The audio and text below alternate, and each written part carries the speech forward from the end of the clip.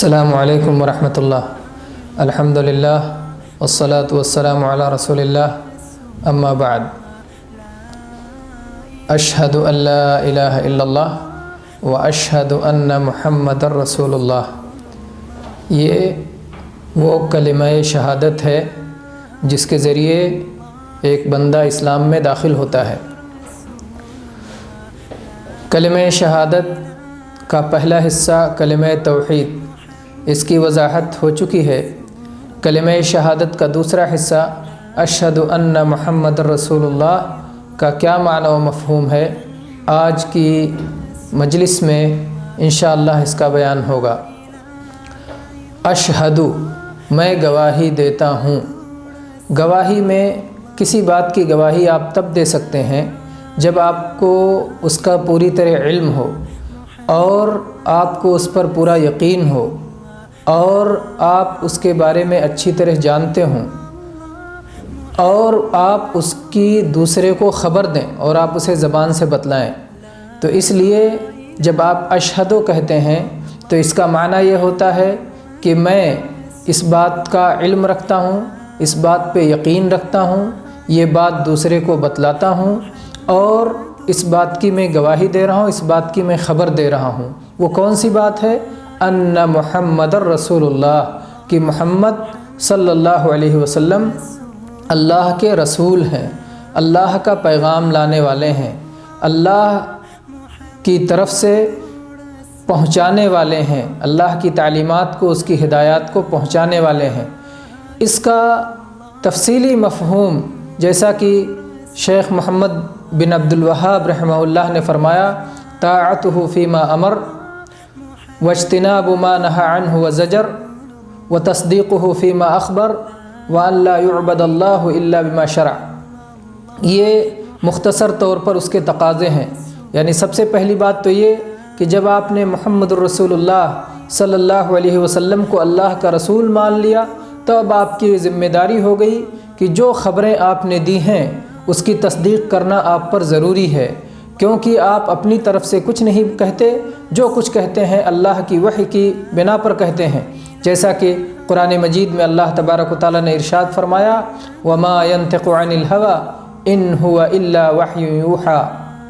اور اسی طرح سے اللہ کے نبی کریم صلی اللہ علیہ وسلم نے اپنے بارے میں فرمایا کہ میری زبان سے جو کچھ نکلتا ہے وہ برحق نکلتا ہے۔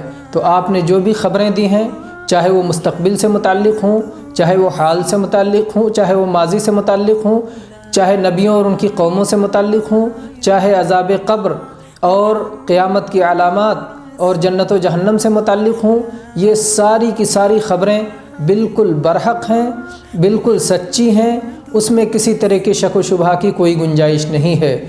انہ لحق مثل ما انکم تنطقون، یہ بالکل ویسے ہی برحق ہے جیسے کہ ہمارا بولنا برحق ہے، ہمارا بات کرنا برحق ہے۔ میرے بھائیوں، تو یہ پہلا تقاضا ہوا کہ جناب محمد الرسول اللہ صلی اللہ علیہ وسلم کی رسالت پر ایمان لائے ہیں تو آپ کی ساری خبریں برحق ہیں، سچی ہیں۔ کلمہ شہادت کے دوسرے حصے محمد الرسول اللہ کا دوسرا تقاضا یہ ہے کہ آپ نے جس بات کا حکم دیا اس کی تعمیل کی جائے اور جس سے روک دیا اس سے رکا جائے۔ آپ نے جو کچھ کہا اس پر اس کو مانا جائے، جیسا کہ اللہ تبارک و تعالیٰ نے قرآن مجید میں ارشاد فرمایا، وَمَا آتَاكُمُ الرَّسُولُ فَخُذُوهُ وَمَا نَهَاكُمْ عَنْهُ فَانْتَهُوا۔ رسول جو تمہیں دیں اسے لے لو اور جس سے روک دیں اس سے رک جاؤ۔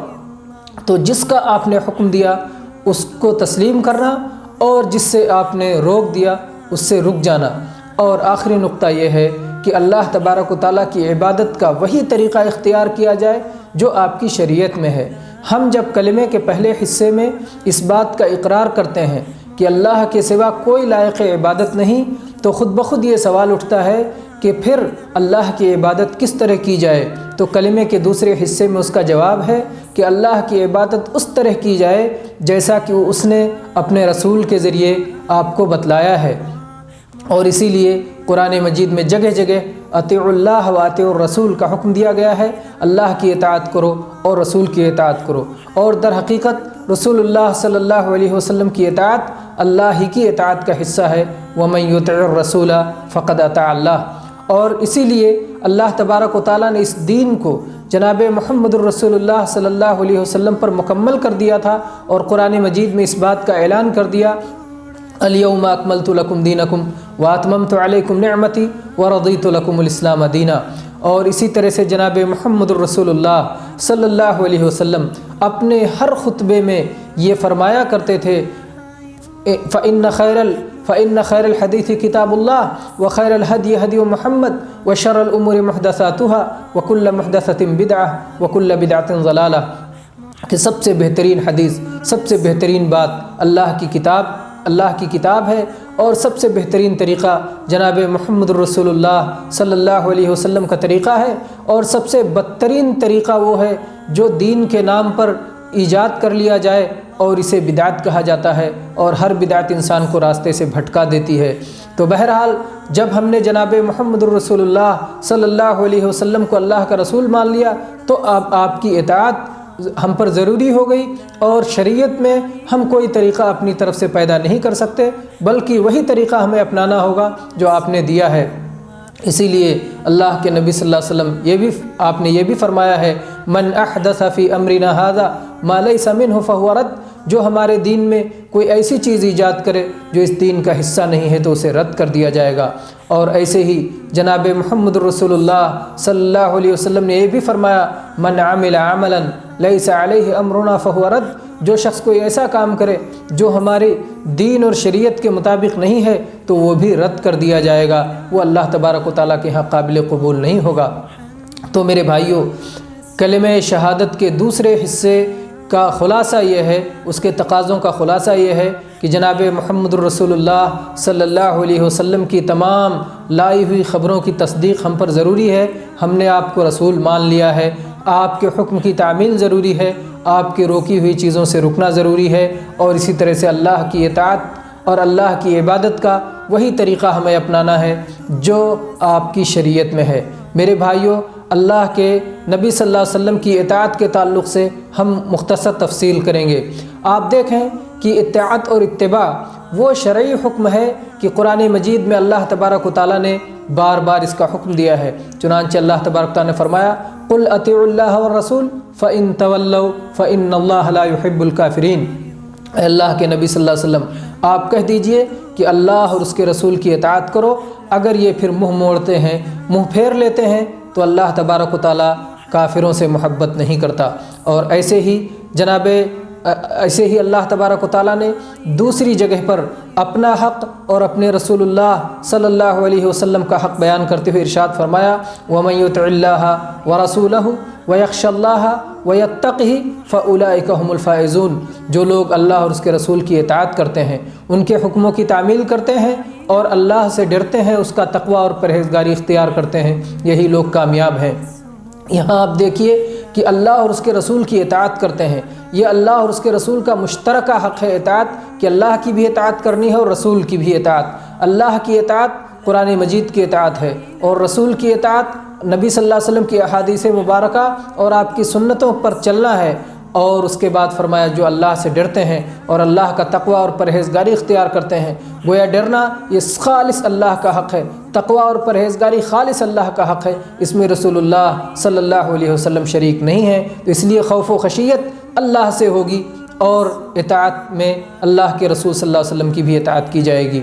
اسی طرح سے میرے بھائیوں، اللہ تبارک و تعالیٰ نے یہ بھی ارشاد فرما دیا، فَلَا وَرَبِّكَ لَا يُؤْمِنُونَ حَتَّى يُحَكِّمُوكَ فِي مَا شَجَرَ بَيْنَهُمْ ثُمَّ لَا يَجِدُوا فِي أَنفُسِهِمْ حَرَجًا مِّمَّا قَضَيْتَ وَيُسَلِّمُوا تَسْلِيمًا۔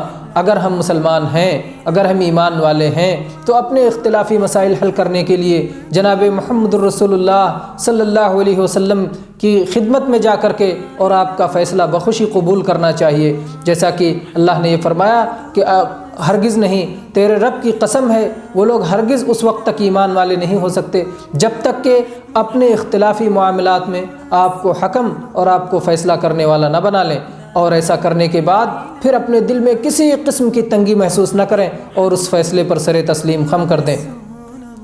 اس طرح سے اور بھی آیات ہیں جس میں اطاعت کا حکم دیا گیا ہے اور اسی کو ایمان والوں کا طریقہ بتایا گیا ہے۔ اللہ تبارک و تعالیٰ نے فرمایا وَمَا كَانَ لِمُؤْمِنٍ وَلَا مُؤْمِنَةٍ إِذَا قَضَى اللَّهُ وَرَسُولُهُ أَمْرًا أَن يَكُونَ لَهُمُ الْخِيَرَةُ مِنْ أَمْرِهِمْ۔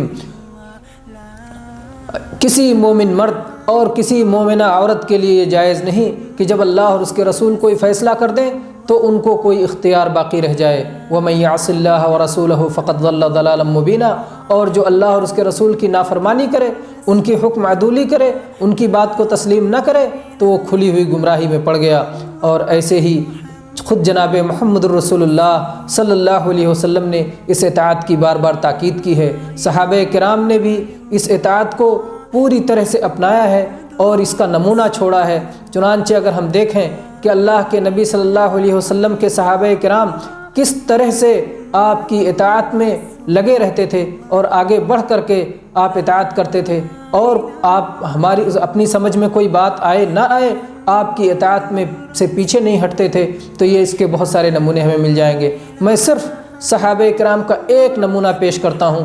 صحیح بخاری اور صحیح مسلم میں عمر فاروق رضی اللہ عنہ کے بارے میں یہ روایت موجود ہے کہ آپ حجر اسود کے پاس پہنچے اور آپ نے بوسہ دیا اور اس کے بعد فرمایا انی لعالم انک حجر لا تضر ولا تنفع لولا انی رأیت رسول اللہ صلی اللہ علیہ وسلم قبلک ما قبلتک۔ آپ نے حجر اسود کو مخاطب کر کے فرمایا کہ اے کالے پتھر، تو پتھر ہے، تیرے اندر نفع نقصان کی کوئی طاقت نہیں ہے، لیکن میں نے جناب محمد الرسول اللہ صلی اللہ علیہ وسلم کو بوسہ دیتے ہوئے دیکھا، اس لیے میں تجھے بوسہ دے رہا ہوں۔